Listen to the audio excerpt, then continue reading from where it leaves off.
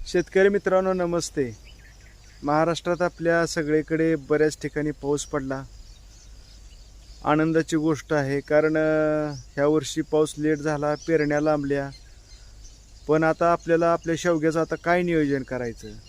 तर शेतकरी मित्रांनो, आपल्या बागेवर जर माल असेल तर तो माल सुरुवातीला म्हणजे जेवढा होता येईल एवढा जास्त प्रमाणात हार्वेस्टिंग करून घ्या. पहिला मुद्दा. जर आपला माल थोडासा अशा पद्धतीचा जर कवळा असेल म्हणजे मॅच्युरिटीला अशा अशा साईजची जर शेंग असेल तर ह्याच्यासाठी काय करायचं. आता ही माल आहे ती तुम्ही हार्वेस्टिंग करून घ्या, लगेच काढून घ्या. ही मालाला काही सुद्धा अडचण नाही, हा माल लगेच हार्वेस्टिंग करून घ्या. पण आता हा माल जर आपल्याला हार्वेस्टिंग करायचं असेल तर ह्याला काय करा शेतकरी मित्रांनो. तर आपल्या शेवग्याला खालून एकरी 4 किलो 13-0-45 हे खत द्यायचं. 13-0-45 हे खत दिल्यानंतर ह्या शेंगाला 5 ते 6 दिवसामध्ये मॅच्युरिटी येऊन जाते. म्हणजे आपला हा माल जातो. म्हणजे ही माल आपला डंक माशीपासून किंवा आता काय होतंय, पाऊस पडल्यामुळं शेंगेवरती तांबडे डाग येतात, शेंग तांबडी होती, परत त्या मालाला आपले बाजारभाव भेटत नाही. म्हणून 13-0-45चा खाली वॉटर सोल्युबल द्या आणि माल हार्वेस्टिंग करून घ्या. आता आपले हे बागेवरती माल चांगला आहे. आता सेटिंग पण बघा तुम्ही. आता जून संपला, आज 30 तारीख आहे, 30 जून आहे, तरीसुद्धा अशा पद्धतीचं सेटिंग आहे, माल आहे, चांगलं व्यवस्थित सेटिंग आहे. परंतु आता काय होतं शेतकरी मित्रांनो, डंक माशी आता हे बघा, हे तुम्ही बघा, इथं डंक मारलाय. एक मिनिट तुम्हाला दावतो व्यवस्थित. आता हे असा डंक मारला. डंक मारल्यानंतर ह्या शेंग अशा पद्धतीनं खराब होऊन जाते. त्यामुळे आता पाऊस पडला की डंक माशी तयार झाली. डंक माशीला काही पर्याय नाही, त्याला आपण फक्त सापळे लावू शकतोय. सापळे लावल्यानंतर पण काय होतं शेतकरी मित्रांनो, त्याच्यामध्ये वडी असते. त्या वडीला बाहेरच्या बाजूची म्हणजे परिसरात असणारी माशी आकर्षित होती आणि उलटी जास्त माशी आपल्या प्लॉटमध्ये येते. बरं, माशीला आपण ट्रॅप जर लावले तर ती काय माशी डायरेक्ट ट्रॅपमध्ये येत नसते. ती 4-2 झाडावरती बसून शेंगावरती बसून डॅमेज करूनच असते. त्यामुळे विनाकारण वायपट खर्च करायची काय आवश्यकता नाही. मी मगाशी सांगितलेलं खत द्या, माल काढून घ्या, बाग रेस्टला सोडा.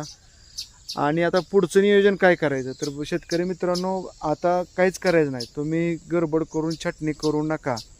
गडबड करून छाटणी जर तुम्ही केली हंगाम सोडून तर पुढं तुम्हाला 100% अडचणी येते. त्यात तुमची झाडं परत उंच जाते, ती शेंग हाईटला लागती, शेंग तोडायचा प्रॉब्लेम होतो, लेबरची कॉस्ट, ह्या गोष्टी परवडत नाही त्या. त्याच्यामुळं 1 ऑगस्ट ते 1 सप्टेंबरमध्ये तुम्ही ऑगस्ट महिन्यात कधीही तुम्ही छाटणी घ्या तर तुमचं पुढं म्हणजे ती पण पंजा छाटणी घ्यायची ऑगस्टमध्ये. आणि ज्याला खरड छाटणी घ्यायची, पूर्ण रिकट घ्यायचा आहे, त्यांनी जून मॅक्झिमम आता 5 जुलैपर्यंत रिकट घ्या. परत त्याच्यानंतर रिकट घेऊ नका. तुम्ही जर परत जर रिकट घेतला तर तुमचा माल फेब्रुवारी मार्च एप्रिलमध्ये चालू होणार. फेब्रुवारी मार्च एप्रिलमध्ये शेवग्याला बाजारभाव असते 10 रुपये 15 रुपये, तुमचे पैसे होणार नाहीत.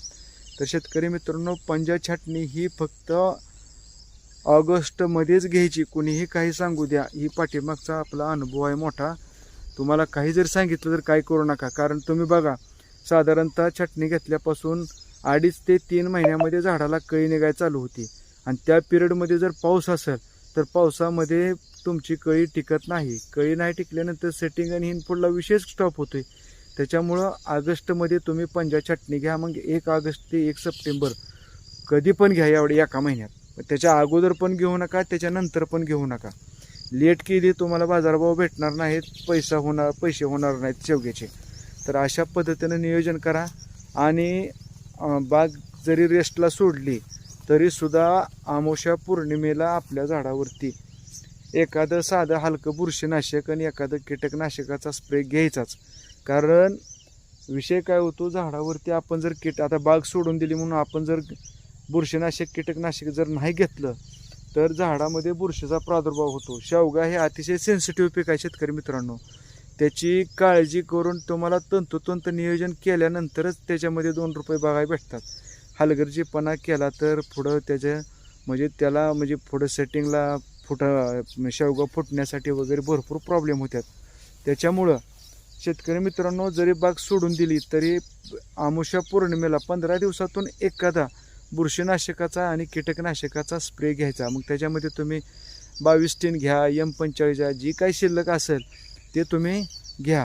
आणि लागवड आता पाऊस पडला आहे, लागवड तातडीनं करून घ्या, लेट करू नका.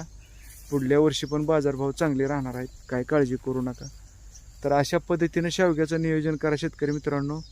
सगळ्यात महत्त्वाची आजची जी स्टेज आहे, बऱ्याच लोकांचे फोन आले की आता काय करायला पाहिजे. तर सुरुवातीला माल काढून घ्या. माल जर कवळा असेल तर 13-0-85 एकदाच सोडा, 2 वेळा पण सोडू नका, कारण विनाकारण खर्च करायची काही गरज नाही. आणि माल होता होईल एवढा ओढून घ्या आणि बाग रेस्टला सोडा. ऑगस्टमध्ये पंचा छाटणी करा.